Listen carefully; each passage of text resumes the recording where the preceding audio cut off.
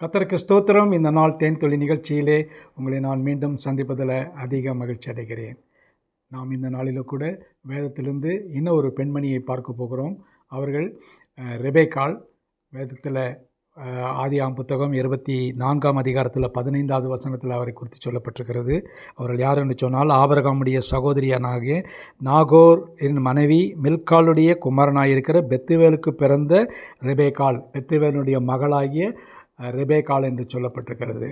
இந்த நேரத்தில் ஆபிரகாம் தன்னுடைய வீட்டு வேலைக்காரனாகிய எலியேசரை பார்த்து, நீ போய் என் ஜனத்தார் இடத்துல போய் என்னுடைய மகனுக்கு பெண் தேடு என்று. இவரும் எலியேசர் அவர் போய் தேடப் போகிறார். அந்த நேரத்தில் இவள் எதிர்ப்பு கொள்கிறாள், எலியேசரை சந்திக்கிறாள். அந்த நேரத்தில் அவருக்கு அந்த இடத்துல என்னுடைய ஆண்டவனுடைய மகனுக்கு இந்த பெண் கிடைக்கும் என்று சொன்னால் நன்றாக இருக்கும் என்று நினைத்து அவர் வருகின்ற வேளையிலே அவர் என்ன சொன்னார், குடிக்கிறதுக்கு தண்ணீர் கேட்கிறார். அவள் குடத்தில் தண்ணீரை எடுத்து கொடுத்ததுக்கு பின்பு அவள் தன்னுடைய அவனுடைய ஒட்டங்களுக்கு எல்லாவற்றுக்கும் தண்ணீர் கொடுக்கிறார். இதில் பார்க்கும் பொழுது அவளுக்கு ஒரு நல்ல ஒரு குணம் காணப்படுகிறது. எல்லாரையும் போஷிக்கிற ஒரு மகளாய் காணப்படுகிறார்.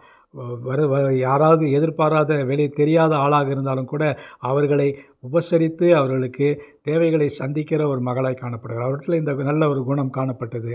அவளிடத்தில் அதன் பின் விசாரித்த பின்பு எலியேசர் இவள்தான் தன்னுடைய எஜமானாகிய ஈசாக்குக்கு தகுந்த பெண் என்று கண்டு போய் அவரிடத்தில் போய் பெண் கேட்கிறாள். இதன் மூலமாக ரெபேக்காள் ஈசாக்குக்கு மனைவியாகிறாள். இவள் ஒரு நல்ல ஒரு குணசாலியான பெண் தான். அதோடு கூட இன்னொரு பக்கத்தில் பார்க்கும் பொழுது பாரபட்சமுள்ள ஒரு தாயாய் காணப்பட்டாள் ரெபேக்காள். தனக்கு பிறந்த 2 இரட்டை குழந்தைகளிலே ஏசாவையும் யாக்கோபையும் ஒன்றாக பார்க்கவில்லை. அவள் கொஞ்சம் பார்ஷியலாக பார்த்தாள் என்று பார்க்கிறோம். அவள் யாக்கோபுக்கு அதிகமான அன்பை காட்டினாள் என்று பார்க்கிறோம். வேதத்தில் இவைகளெல்லாம் சொல்லப்பட்டிருக்கிறது. ஆகவே ஒரு இம்பார்ஷியல் மதராக இருந்திருக்க வேண்டும். எல்லாவற்றிலும் அவளுக்கு ஒரு நல்ல குணங்கள் இருந்தது. போத் பாசிட்டிவ் அண்ட் நெகட்டிவ் காரியங்கள் இருந்தாலும் கூட ஒரு நல்ல ஒரு பிள்ளைகளை பெற்று வளர்க்கக்கூடிய ஒரு மகளாக இருந்தாள். அதற்காக கர்த்தரை துதிப்போம். ரெபேக்காளுடைய வாழ்க்கைக்காக கர்த்தரை ஸ்தோத்திரம் பண்ணுவோம். நல்ல ஆண்டவரே, இந்த வேளையில் ரெபேக்காளை ஈசாக்கு கொடுத்ததன் மூலமாக ஒரு சந்ததியை பெருக பண்ணின தேவன் எங்களுடைய வாழ்க்கையில் கூட பெரிய ஆசீர்வாதங்களை நீர் கொடுக்க வேண்டுமா ஜெபிக்கிறோம். காத்துக்கொள்ளுங்க, வழி நடத்துருங்க. மீட்பர் இயேசுவின் நாமத்தில் ஜெபிக்கிறோம் நல்ல பிதாவே. ஆமேன், ஆமேன். கர்த்தர் உங்களை ஆசீர்வதிப்பாராக.